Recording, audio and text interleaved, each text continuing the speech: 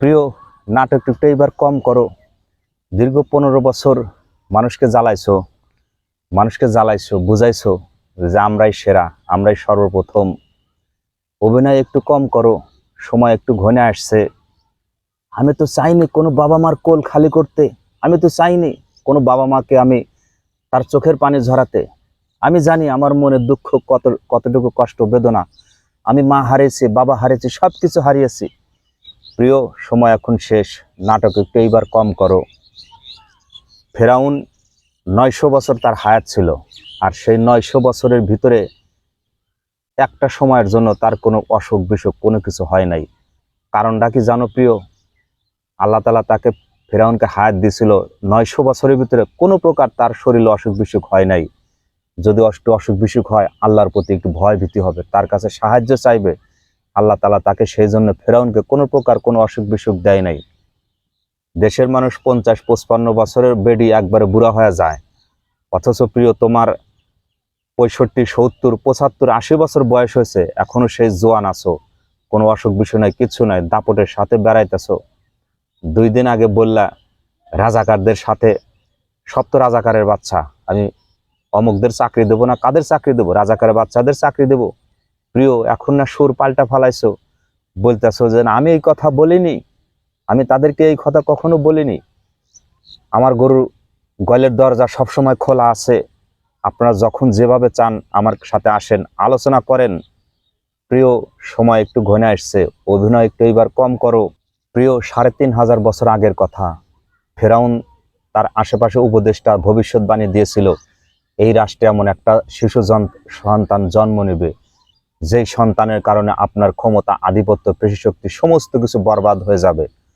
ফেরাউন 3500 বছর আগে যে নিনজা টেকনিক দিছিল, মাতৃগর্ভের সমস্ত সন্তানকে একেবারে ধ্বংস করে ফেলাছিল, শুধুমাত্র তার ক্ষমতা, আধিপত্য, পেশিশক্তি টিকে রাখার জন্য। সেই 3500 বছর আগের কথা। আর কাম টু দ্য পয়েন্ট, বর্তমান সেই 2024।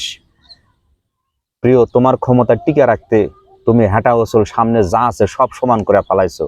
তোমার ক্ষমতা টিকে রাখতে যাই একটু বাধা হবে, তাদেরকে একেবারে সাবার করে ফেলাইছো। প্রিয়, সেই কথাগুলো কি তোমার মনে নাই? সেই ফেরাউন ধ্বংস হয়ে গেছে, নমরুদ ধ্বংস হয়ে গেছে। প্রিয়, তোমার আর কি ক্ষমতা ছিল? তার চেয়ে বেশি ক্ষমতা ছিল ফেরাউনের, নমরুদের, কারণের।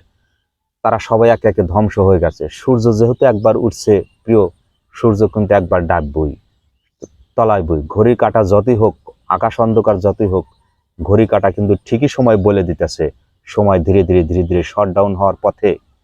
প্রিয়, অভিনয় একটু কম করো, সময় এখনো আছে। প্রিয়, সময় কিন্তু এখন শেষ হয়ে আসছে, সময় আর বেশি দূর যেতে হবে না।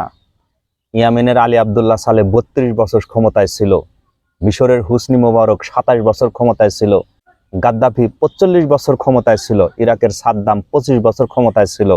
তারা কিন্তু ধ্বংস হয়ে গেছে, কাউকে জুতার পেটা, কারো জুতার মালা, কারো একেবারে ধ্বংস বরবাদের পথে। প্রিয়, তুমি মনে করছো আজীবন টিকে থাকবে? কখনোই সম্ভব না।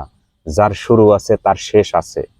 প্রিয়, দীর্ঘ এত বছর খুব জ্বালাইছো, দমন পীড়ন খুব করছো, সময় এখন তোমার ঘনে আসছে।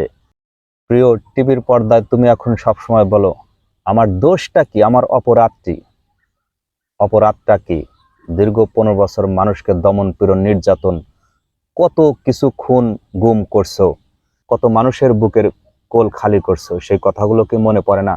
শুধুমাত্র তোমার ক্ষমতা, আধিপত্য, পেশিশক্তি টিকে রাখার জন্য তোমার সামনে হেঁটা ওসল, উঁচা নিচা যা ছিল সব রাস্তা ক্লিয়ার করে ফেলাইছো।